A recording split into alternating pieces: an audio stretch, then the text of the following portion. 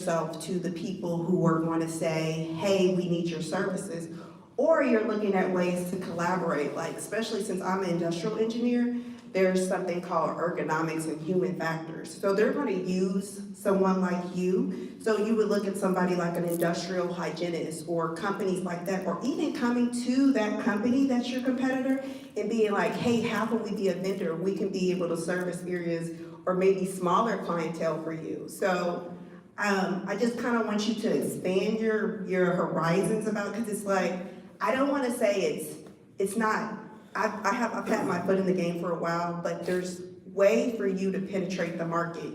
And then also look at your competitor, but we also look at ways to partner with your competitor or partner with these larger companies and come in and be someone who they can contract out. So that was, yeah. I appreciate that. I definitely want to learn more about that. Collaboration versus competition. It's a good way to think about it. Any other questions? Oh. Not a question, but something that Amber didn't say was I would definitely suggest reaching out to an organization called Nexus. They are just wrapping up with applications for their customer traction cohort to help you figure out who your customer is. However, this spring and summer, they're going to be looking for the Enterprise Engagement Series, which will help you learn how to get in with some of the bigger organizations as a small business. Perfect, thank you.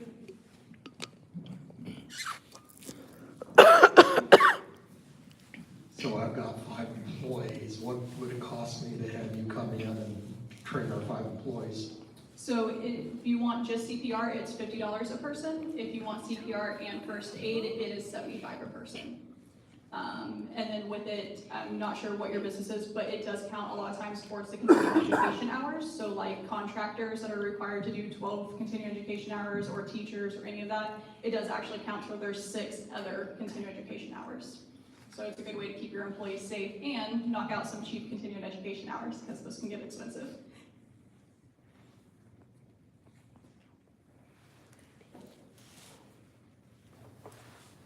Any other questions? That was somebody I know that looked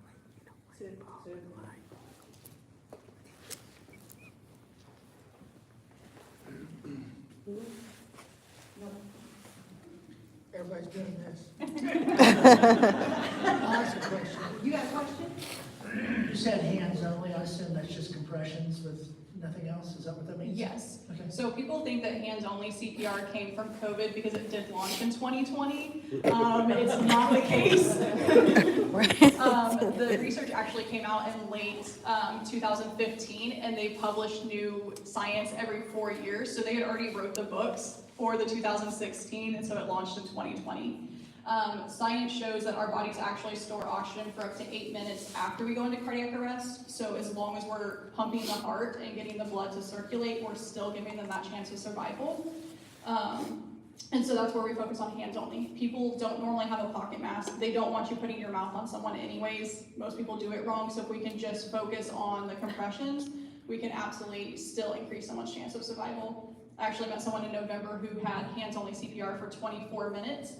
Because he was on a bike trail and he survived and is still a professor at WSU after 24 minutes of hands-only CPR. Like, it really makes a difference on survival, but also the outcome of how well they can perform after such a life-changing event.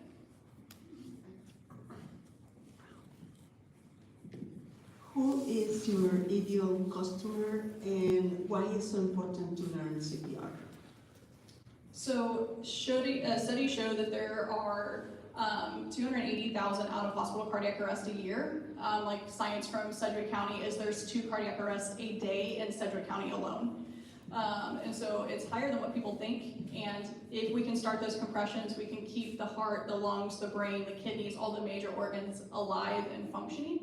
If you don't do CPR, for every minute someone doesn't have chest compressions done, their chance of survival drops by 10%. So think of it as a grade. For every minute you do nothing, your chance of survival is dropping by an entire grade. So response times used to be 3 to 4 minutes for EMS and fire to arrive inside the city. But because of the shortages, we're looking at 6 to 8 minutes. So your chance of survival is slim to none unless you start CPR or somebody knows how to do CPR on that person. And then ideal customer would be healthcare workers, just because of my advanced classes. Those are big And then industrial is really a big one because those regulations have recently changed, and so there's not anyone locally providing that type of certification. And so if I can get in and do those contracts and again say, hey, I can email you all their certifications versus you having to track 200 employees, 500 employees, it just will help them as well. A couple of us were talking before you began, and I mean, I even said, I have a Red Cross card, but I haven't seen it in years, and you immediately addressed 2 to 3 years, which makes sense. As the person presenting it, what do you do for continuing ed or, I mean, you're presenting it probably every week, but there's gotta be something that comes in new that you have to do continuing education for. So I have to teach a certain amount of classes every 2 years to keep my instructor certification, but I'm also a paramedic. So I'm required to do 60 continuing education hours every 2 years to keep my license or my certification valid. I also work at WSU Tech and I teach their EMT program so that I can keep on top of everything going on in the EMS world. So I'm very much still involved in healthcare, and the American Heart Association especially is very big on constantly sending out updates that we have to stay valid on. So it's not like I certify, it's a lot of extras, but yeah, 60 continuing education hours in different fields of healthcare is required for me to keep my license valid.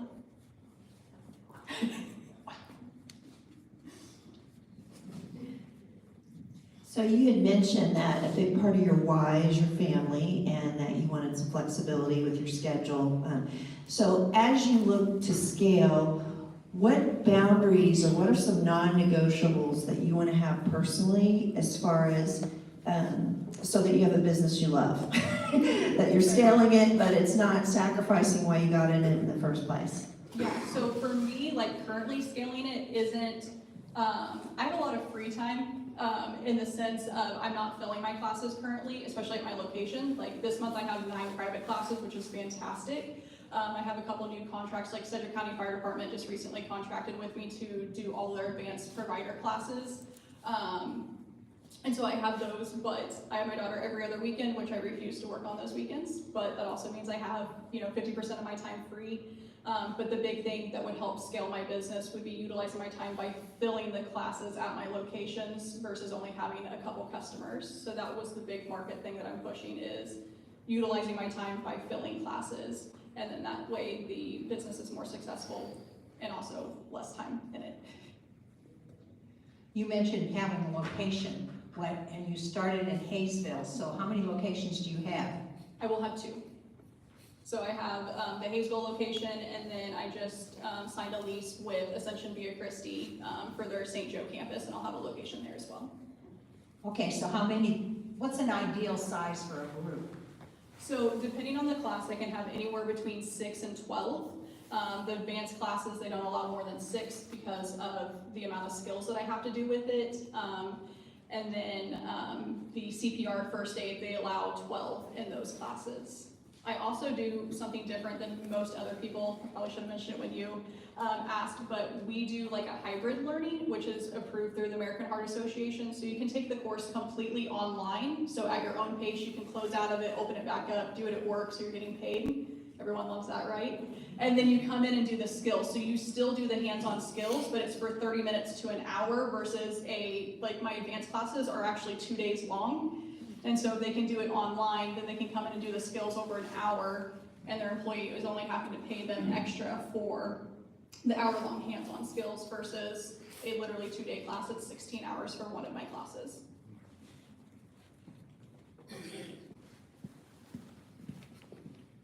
You mentioned a second location, so from a business point of view, that increases your overhead.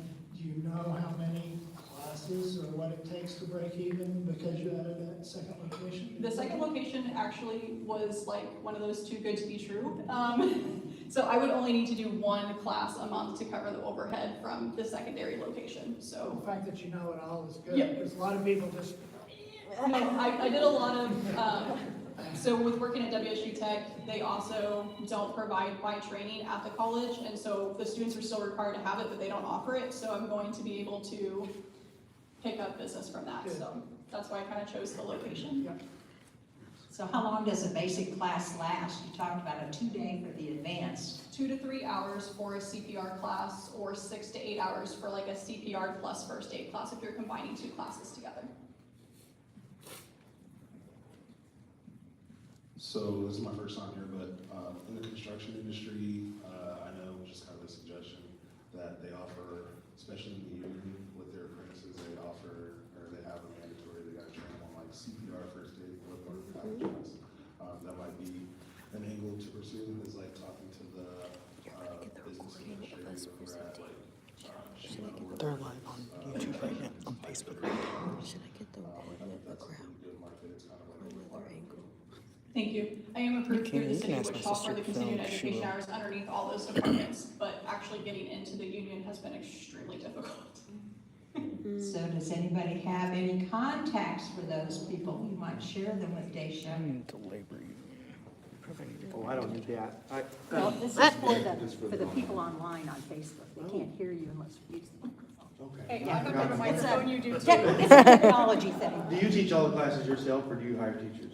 So I do have instructors underneath me. I try and do most of the classes myself, because currently that's how I get paid, is I do myself hourly versus salary. But I do have 5 instructors underneath me, because if I have more than the maximum amount that you can have in a class, I will absolutely bring in instructors, because I follow the regulations that are required.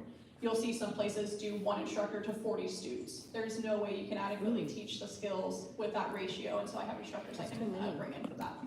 Is there a profit margin between hiring an instructor and teaching a class, I guess? There is, especially being able to do the bigger classes is always the profit is always better. And those, so being able to have instructors to help is the big part for it, for the private classes. So.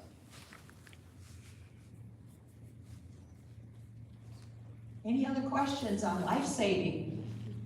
You know, any one of us might be in a position today where we need to apply something like that.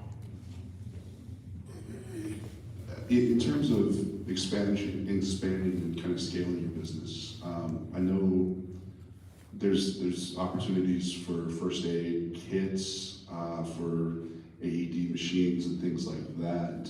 Have you considered possibly becoming a provider or making recommendations to businesses on what should go into an emergency first aid kit based on the services that they're performing at their particular site?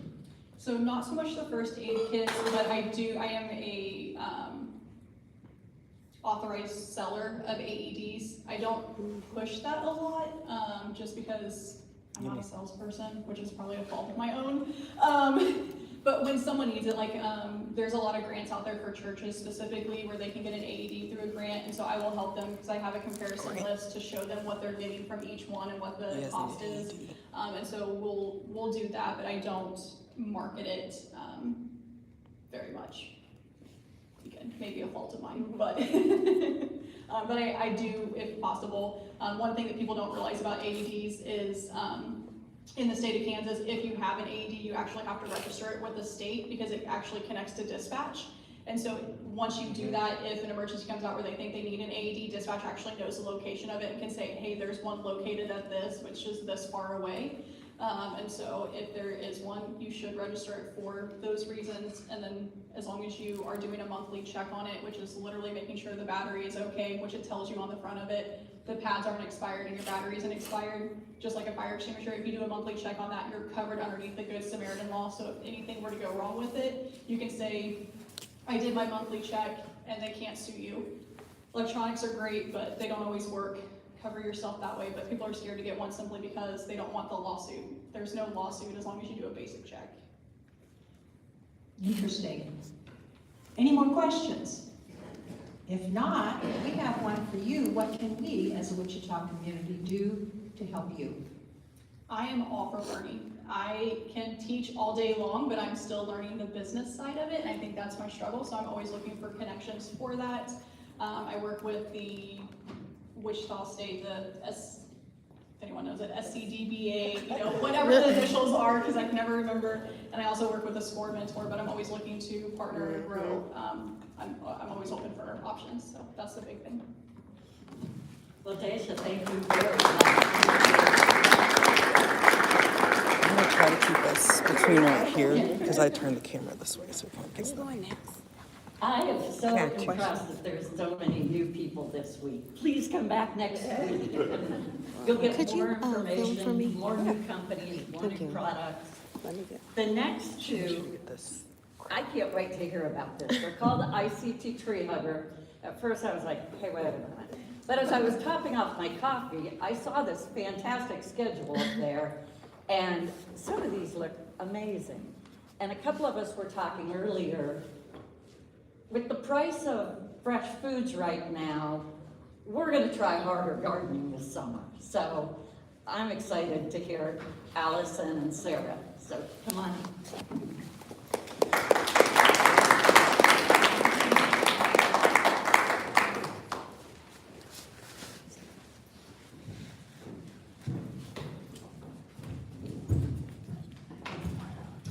Hello, everyone. Good morning. Morning. Good morning. My name is Allison Williams, and I have Sarah Myers here with me. We are bridging sustainability from K3 points to Wichita, Kansas. So I'm going to go through our presentation here. So, who we are. I am Allison Williams. I'm with Sunflower Collective LLC. We are a partnership. I am a Wichita native, founder of Sunflower Collective LLC. I'm a conservationist wellness practitioner. I teach yoga and sound healing. I am a disaster management public speaker, and I do a lot of community work. And I'm going to hand it to Sarah Myers. Hey y'all, my name is Sarah Myers and I'm the executive director for the ICT Tree Huggers.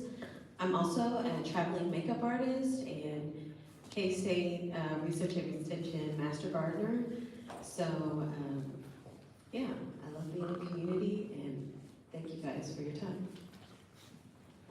Who we are. So we have ICT Tree Huggers, an environmental nonprofit focused on education, advocacy, and sustainable solutions. Sunflower Collective LLC is a grassroots organization dedicated to environmental justice and community-driven change. Our collaboration is linking global solutions with local impact. Our structure of our business is ICT Tree Huggers is a 501c3 nonprofit.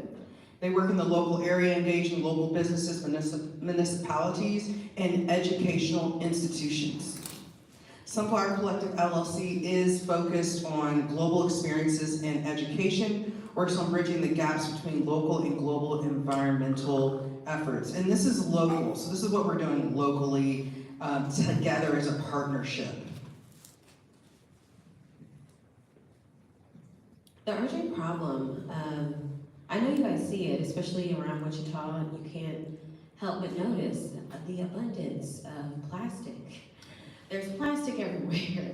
Everything is made of plastic, and it has huge detrimental effects towards just the human population as well as our environment. So by being able to focus in on the global issue of plastic pollution, like in the K3 points, there are so many youth there that don't have access to education or money to go to school, so a lot of times they spend a majority of their day cleaning up that plastic you see on the screen. So I'm an avid biker and sustainability advocate, so I bike literally everywhere, sometimes like 50 plus miles a day. But in my journey throughout Wichita, I've noticed there's just an overabundance of plastic waste everywhere.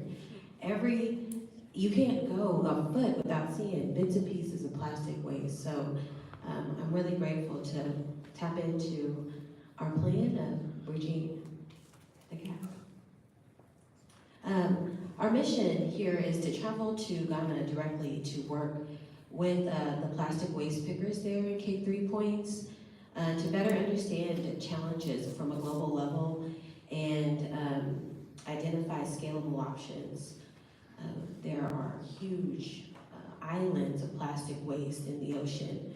So by being able to scale it and help utilize, hopefully, technology to turn those plastic items into everyday materials that can be used for just humans in general. So bag or more bags or garbage cans, things of that nature. So the impact for Ghana, provide resources, tools, support for waste pickers to improve livelihoods and environmental conditions. For Wichita, adapt best practices in plastic reduction, waste sorting, and community-based sustainability. So those youth are out there cleaning weekly right now. And we get pictures, we get updates from our friend Eddie in K3 Point, Ghana. We're trying to do tech with him. He's our age, almost mid-40s.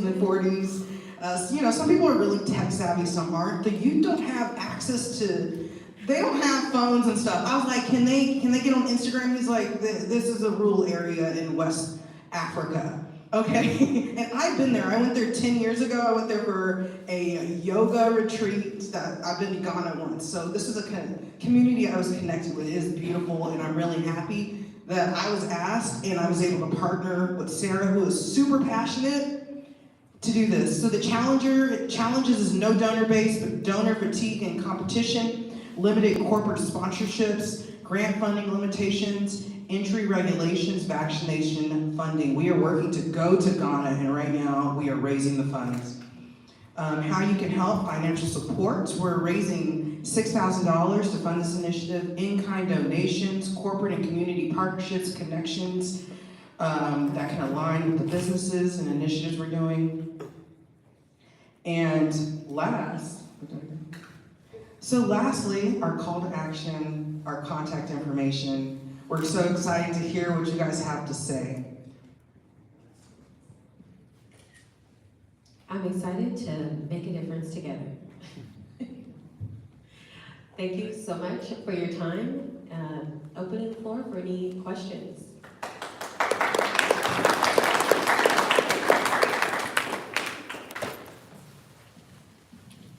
Okay, so everybody, I'm gonna be transparent. This is my little sister, and I'm here to support.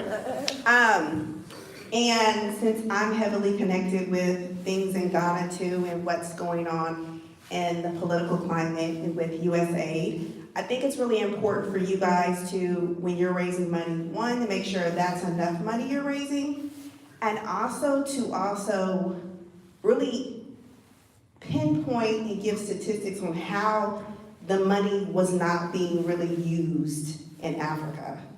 Because from me working with other companies in Africa that I know personally, that they were not receiving funds. So I think it's very important for you guys to really put an emphasis on how you guys will be using technology to show how the funds are going to be used. They're able to track it. They're able to see firsthand, you know, the deliverables, the tasks, the things that you're going to do, the partnerships that you guys already have, boots on the ground. Also showing your background on understanding what it takes to create a sustainable environment. And also, Kansas has a huge trade initiative with their wanting to work with Africa, because Africa has a lot of resources that, you know, everybody wants. So I think it's very important for you to really give more statistics and stats for people to understand why they should put their money behind you, to be able to get, I don't even want to call the movement, but, you know, trading services back and forth and, you know, really making an impact. So that's what I have to say. Thank you so much. You're welcome. All right, any other questions? Make you walk really, really far. Power walk here. Thank you. So I really appreciate what you guys are trying to do to clean up the local area, especially. I'm partial to where I live, call me crazy, but my question is, what is the relationship between what you talked about cleaning up Wichita and the plastic waste that we see everywhere, and then you also talked about waste in Ghana, and then also waste in the middle of the ocean? Can you connect the dots for us and kind of tell us what exactly connects all of this together? I'm going to stab, and then Sarah will take a stab. So the connection of Ghana to Kansas, it's a cultural connection. It's also us collaborating. It's like sister cities, except we're making the sister city. And so we're this connection of what the youth are doing in K3 points is also, that's why I came to Sarah. She has such an innovative mind and she's on the ground in Wichita, really seeing, especially in District 1, in the underserved community, how the city has remediated, but at the same time, there is still soil damage, there is still damage in the city. So the connection of the plastic, it's like where Wichita could be headed, but you need, as Wichita is a heavily like business, they listen to the business owners. So we really have to be getting loud about the work that we're doing here, and then also the cross-cultural connection we're doing in Ghana to help with those plastic waste pickers. They don't know what's going on here, the youth, they just know they're cleaning their community. They have a coastal community that is riddled with trash every week. We asked them to start taking pictures of the packaging because we're gonna go after those companies. Coca-Cola, Pepsi, oil firms, like that stuff is washing up into their community. We're landlocked Midwest USA. They're a coastal community, West Africa. So, you know, our voice is loud because we're working to help that community here. And I'm gonna hand it over. I kind of answered your question. I think Sarah will wrap it up.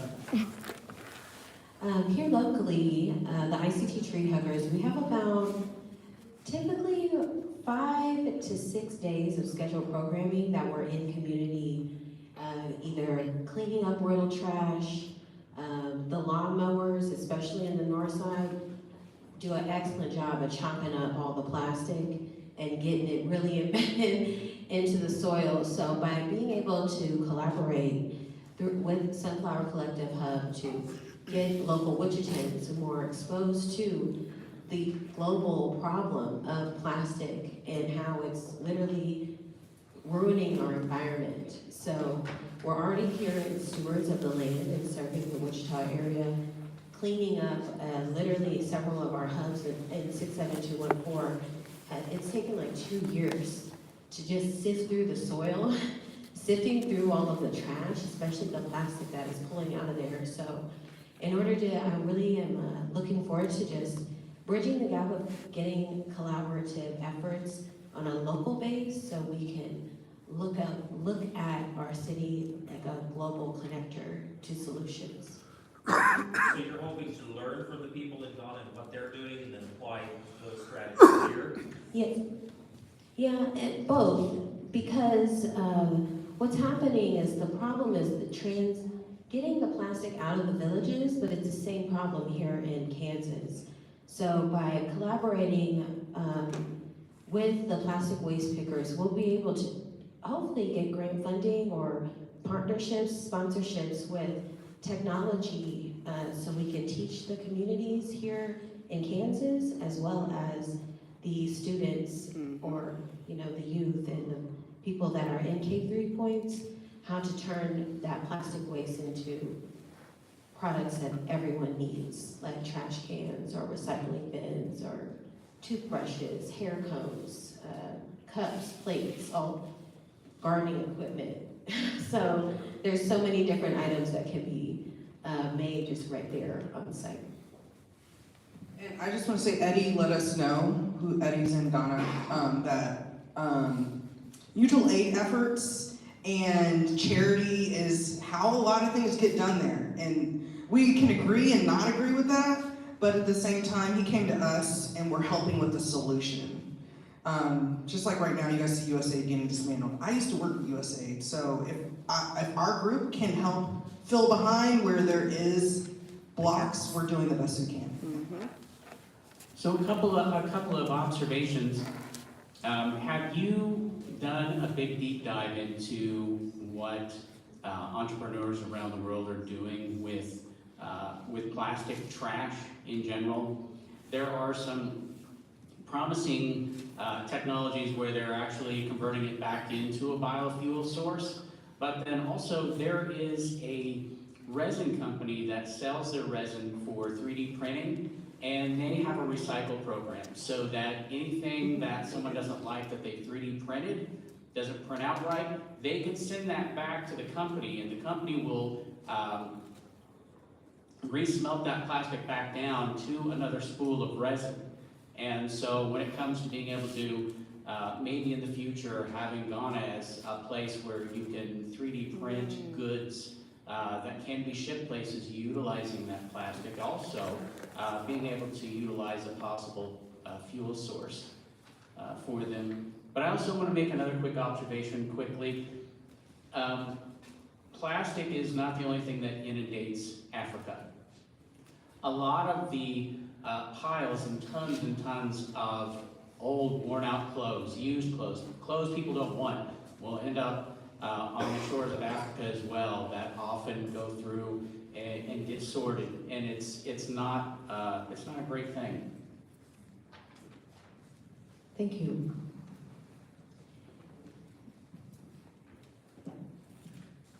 So, what are you guys doing as far as educating the public leaders even as to what the plastic is doing to our topsoil and what that's doing to our food supply, as well as just like if you take it to Africa, through the ocean and into Africa's own food supply and what that's happening and the effects of that.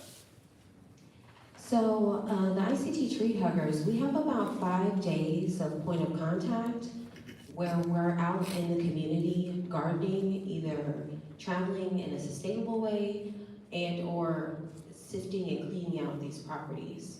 So during that process and during the time that we're outside gardening together, the volunteer leads, which there are about 5 within the organization, are able to add in talking points while we're gardening, educating, like, do you see the chopped up plastic? Do you see that bottle, that bottle that's rolling down the street? Do you see that bag that's hanging up in the tree that we can't get down? And then educating from that point about the process of how we can remove that and what it's doing to the soil. But are you making the statistics known to the leaders and what those are and getting those out, maybe through your website or maybe through other areas? Yeah, and typically with the volunteers, within our training, and again with the 5 points of contact, I'm typically in the back end, I'm making like little folders to educate all of my volunteer leads about the current problems or initiatives that are going on in our communities or globally. Within that, a lot of my volunteer base is and are passionate environmentalists, are just stewards of the land in general. So they came from gardening backgrounds, are truly just curious about how to connect with our land locally. So that continued with you. I think one of the things that you have to think about is you have to clean your own house before you go out and clean other people's houses. And I really resonated with one of your pictures that showed the Arkansas River and all the trash in it. I walk the Arkansas River on a very regular basis, and I experience that on a daily basis. So, but how do you, and also being a really old guy, I remember the first Earth Day and participating in the first Earth Day. And one of the concepts from back then was don't trash the U.S. Today, I see more trash than ever, 50 years later, 60 years later. And so I'm curious what you do there. I mean, you know, trash in the streams, trash on the streets starts with someone throwing it out of their car window. Yeah, it does. How do you stop that? I really feel like a majority of it is educating, again, the community on all of our different points of contact. Because if you don't know and you've been trained, you know, it's like creatures of habit as far as humans, and we have to each one and teach one. So really practice those practices.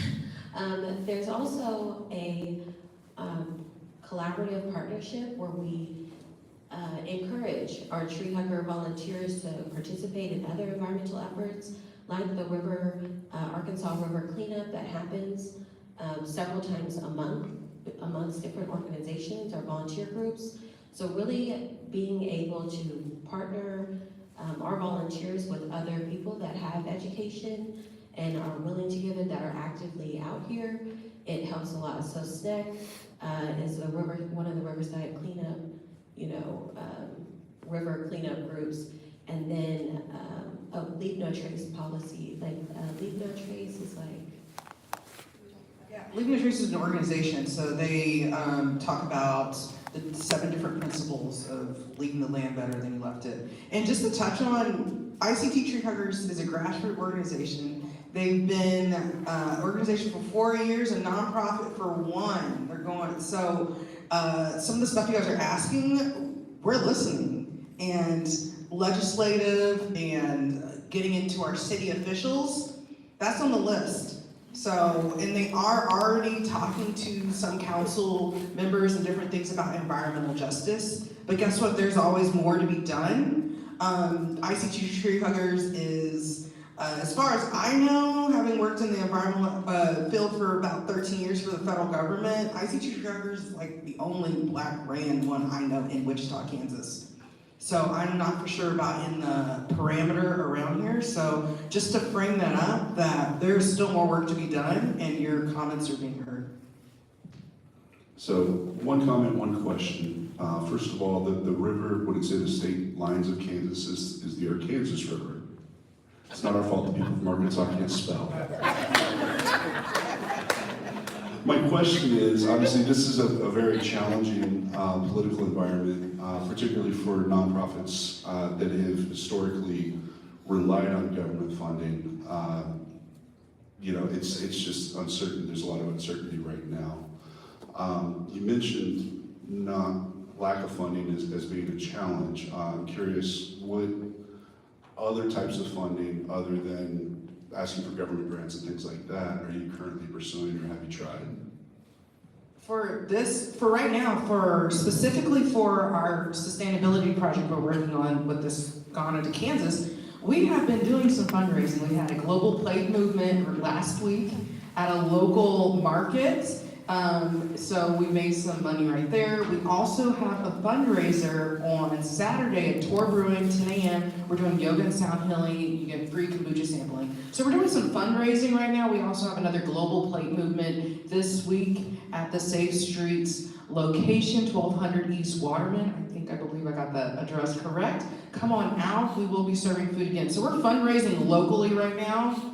We're also looking to pursue, like you already said, grants and funding, and looking for other non-traditional organizations. I'm also looking at environmental organizations that will help do this global work. So that's where we're at. It's just us two working on this. So we are really digging our claws in. First time fundraising for me.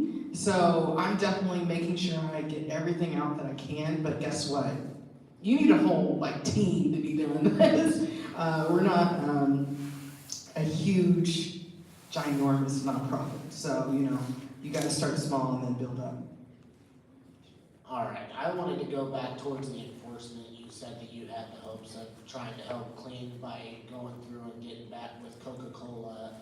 And the issue that I see rising there is that's the top. You're not going to go to the top and get very far because there's going to be the shipper that had the ship sink or whatever to help get it on a coastal side.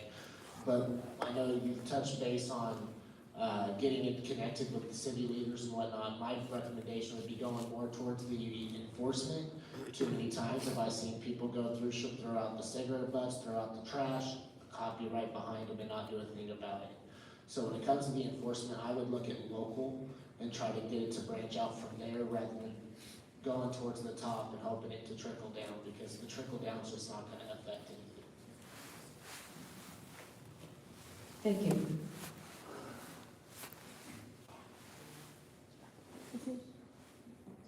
While we're waiting on the next question, I would like to invite you guys to our first Friday event at Safe Streets. There'll be Kimberly Page, she'll be singing, and we'll have some live painters there. So that is where our tree hopper kind of like greenhouse is. So you guys can come and see the space and see how we're educating the community on a continuous basis. Okay, so I want you guys to think a little bit bigger, because we do have a workforce skill problem going on. I would give you guys some other ideas offline, but thinking about partnerships with USDA, or not USDA, US, yeah, US, the school district, or Wichita State, and you actually working and building out some type of workforce development. And I know that kind of answers some of the questions that people had. How will this affect Wichita? We have a workforce development crisis going on, and kids don't have skills. So I see something where you guys creating some type of collaborative effort with someone, and you guys are not only teaching them about sustainability, but you're giving them a skill of, there's so many things that can be done, learning even what they said, 3D printing and taking that trash. So there's things that you can be able to expand, and I want you to think bigger that would also get someone's attention, like Coca-Cola, who would want to put corporate sponsorship into something like that because they want our youth. Start with the youth. They're the ones who are the generation. They're the ones who are going to change what's going in the future. You can focus on the people now, but you can also focus on grooming the youth so they can be better stewards of the land. So, Thank you so much.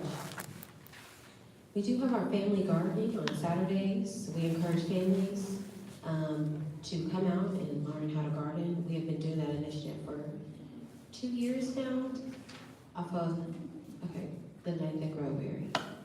Okay.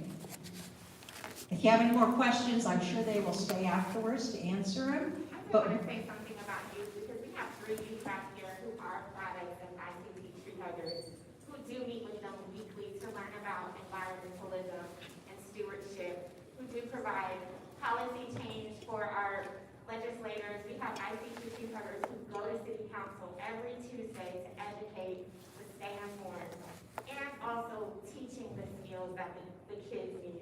I just wanted to say that the youth are being impacted and touched by everything that they're doing. And to the point about cleaning up your own backyard, Ghana is our home backyard. So to go to Ghana is to go back home and to clean up and to collaborate. And so that's why this is so important. Not only is it cross-cultural, it's also cross-building with our young people and intergenerational. So it's very important. So thank you for what you're doing. And as a mother, for you to go to your program, I appreciate you for being up here. And I thought that was important for your youth to see you presenting this so that when y'all do go to Ghana, they can see the hard work that y'all put into it. Thank you for sharing that. But our last question is, what can we as a Wichita community do for you? Funny, you must have known we were going to ask that. Well, any resources, in-kind donations, and take a look at the screen here. If you capture that QR link, it takes you directly to our ZEPI, that the funds go directly to helping the people in Ghana and the plastic waste pickers and the facilitators get simple things like trash bags, like general fencing, so people aren't going through all the waste that they're picking up. Also gets us prepared for any vaccinations to go and look at K3 points in efforts to, again, taking local Wichitans and broadening their perspective with the global problem of plastic pollution. And lastly, I would like to tell you guys to follow our Facebook, Instagram pages. Information is on the table over there. Please come out to our fundraising events. Please follow ICT Tree Huggers on all socials. Follow Sunflower Collective Outdoors. Follow Ghana Trash Pickers on Instagram. Thank you so much for having us. Thank you, ladies. And we have some cups for you. We really appreciate you guys coming out. Thank you. Thank you so much. So next week, we have 2 presenters. Let me pull that up real quick. Travelmation and CN Consulting and Development. And then the ladies spoke about